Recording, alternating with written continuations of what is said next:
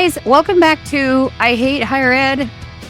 And again, I want to say I don't hate higher ed. I hate what's happening to higher ed throughout everywhere, not just in the state of California, but all over the damn place.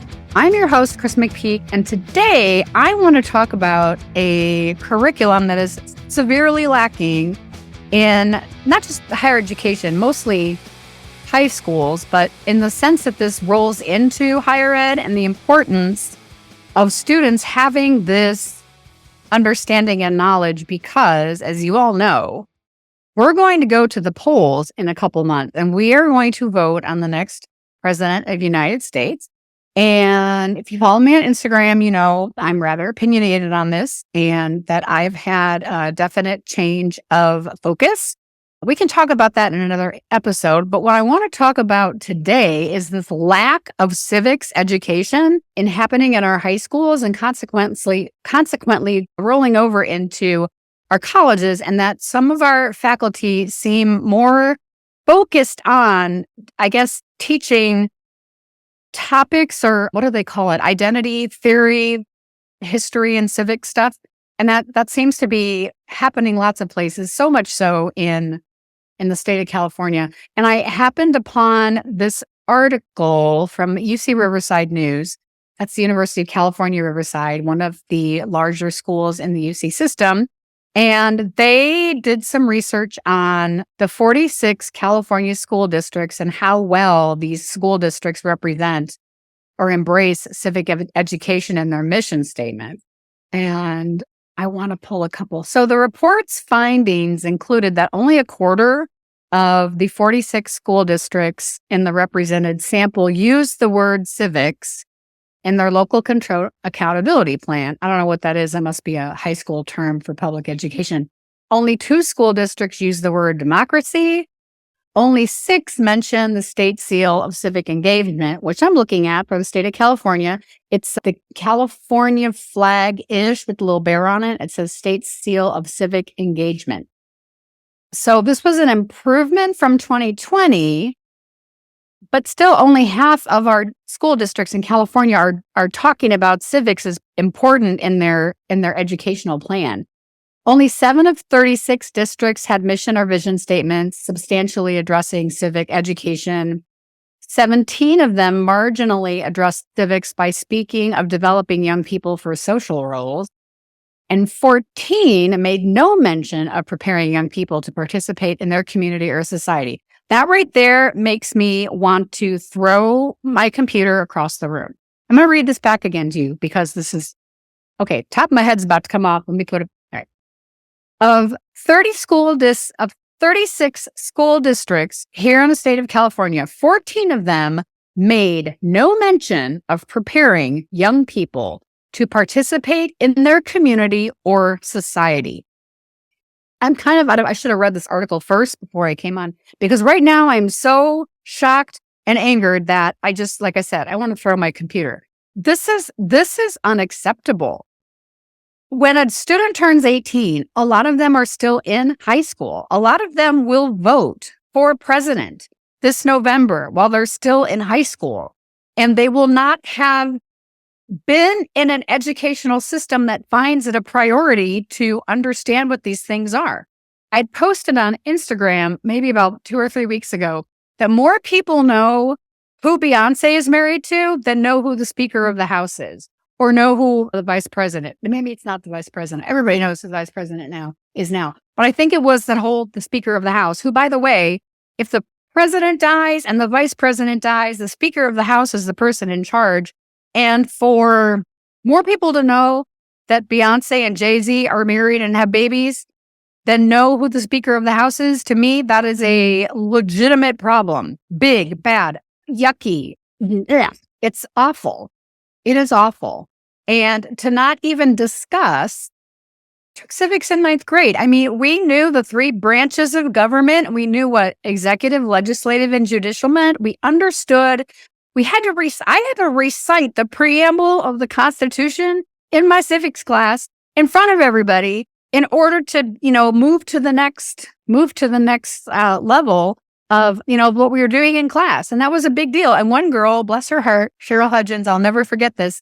She only remembered the preamble because of Schoolhouse Rock. God fucking loves Schoolhouse Rock. If you're a parent, you don't know what this is, you want to make your kid, try to find it on Google because there's lots of cool things that are shared on Schoolhouse Rock with these fun songs.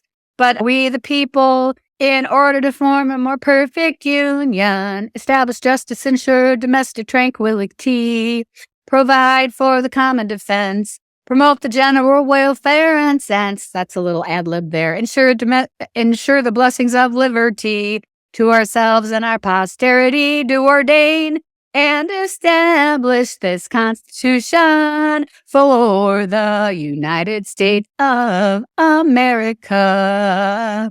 Yes, see, so simple. And maybe I got a couple of the lyrics wrong, but that is still, I'm 56 years old, and I watched those commercial ad videos on Saturday morning cartoons when I was 7, 8, 9. So 45 and 50 years later, I can still sing that preamble song from Schoolhouse Rock, and our high school students and college students don't know who the Speaker of the House is. I'm sorry. I need a minute. I'm going to have a sip of Diet Coke because that is just the place that I'm at right now. Good Lord. Okay.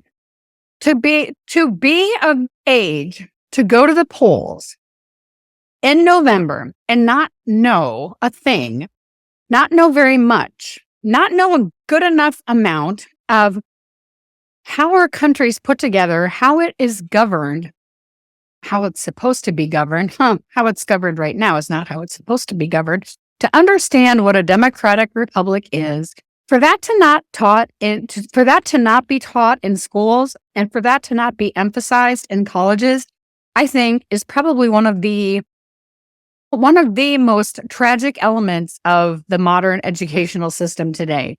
And again, I take nothing away from STEM.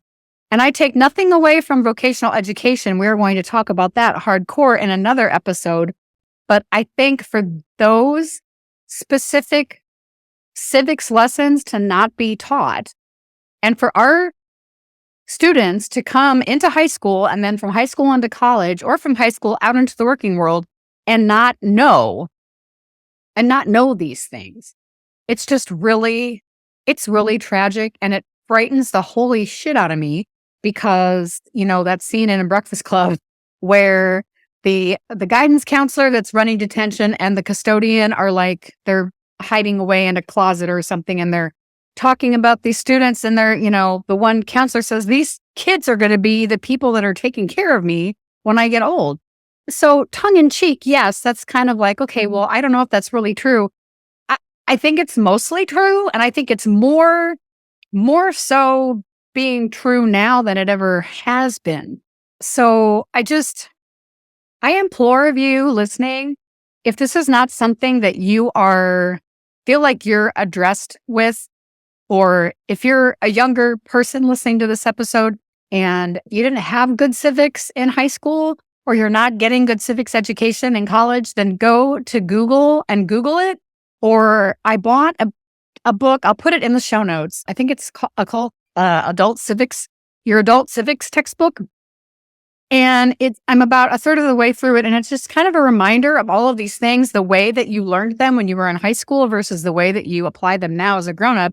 And I'm sorry. I'm not sorry. Why am I apologizing? This is just stupid. I firmly believe that having civic education in our schools is one of the most important things that we can be doing for our young people and our college students. So if you're faculty and you're listening to this, even if you don't teach social sciences or history, figure out a way to incorporate civic education into whatever your discipline is and make your students talk about it, because right now they're not. And a bunch of, goofball, highly enabled and entitled young people are going to go to the polls this November. And if you're not afraid of that, you need to be. And you need to take it seriously, because there are going to be a bunch of people choosing their candidates according to one issue or according to who looks good on TV or who gives them joy. So, descending off soapbox now and kindly thanking you for downloading this episode today. I'm Kris McPeak. I host the I Hate Higher Education podcast, although I really do not hate higher education. I hate what it's becoming, and I hate the turnaround, and I hate how hard it is for some people to make a living in education, and I hate that our students are not getting what they deserve from a higher education, and I hate that they're paying so much to get it, and I hate that there's so much emphasis in having the degree, but we'll continue to pursue this because that's why I'm doing this show. I'm Kris McPeak. These are my weekly, bi-weekly, whenever rants of, opinions. And again, if you haven't seen the movie Network, Howard Beale, I'm mad as hell and I'm not going to take this anymore, that will give you exceptional context for why I'm doing this show. And until next week, again, I thank you for downloading, watching, subscribing, sharing, or nicely touching the notifications button. Thank you. Until next time, hopefully I'll be in a better mood because right now I'm just really kind of pissed, but it's coming down. Thank you for listening and watching. See you later.